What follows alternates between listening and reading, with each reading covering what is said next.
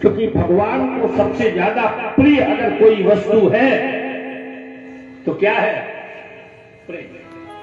मनुष्य में संकेत मिलता है राम ही केवल प्रेम किया, केवल। हद हो गई यहां पर तो।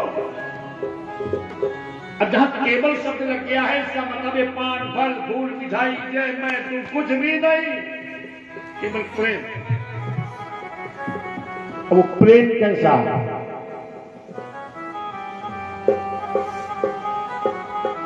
निष्काम प्रेम,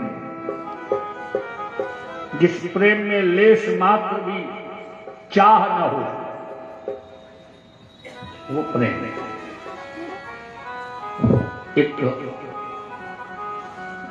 कार्तिक का महीना, शुक्ल पक्ष एकादशी, और उस दिन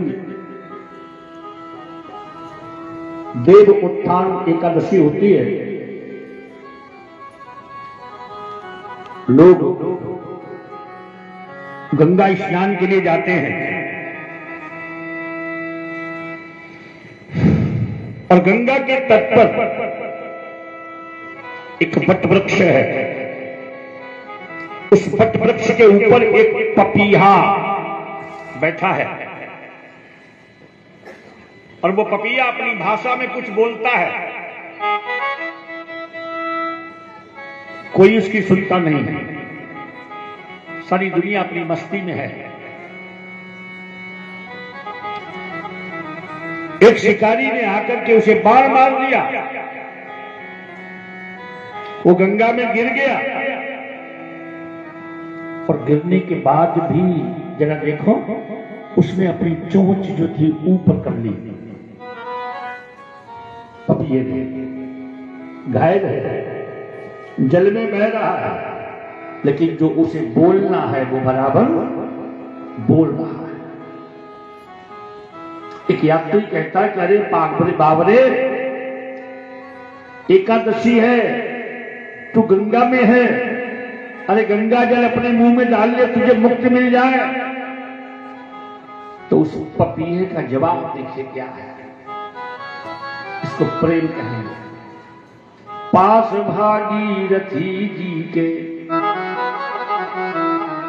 एक बट लहरा रहा,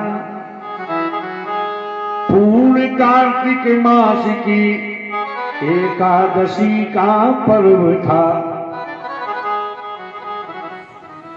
भीड़ में यात्री अनेकों पुण्य लेने जा रहे, पूज्य भागीरथी जी के गीत थे सब गा रहे। और एक चातक डाल पर से गा रहा था प्यू कहां, पर भीड़ की दुनिया ने देखो ली खबर उसकी कहां। इतने में ही भील एक आया निशाना तान कर, छोड़ के ही सर गया चातक के उर को फाड़ कर। हाय प्रियतम के पुजारी का कलेजा चिर गया, और प्यू कहा कहता हुआ भागीरथी में गिर गया। चोंच अपनी एक यात्री ने कहा, नादान ये क्या कर रहा, पर्व एकादशी को भागीरथी में बह रहा।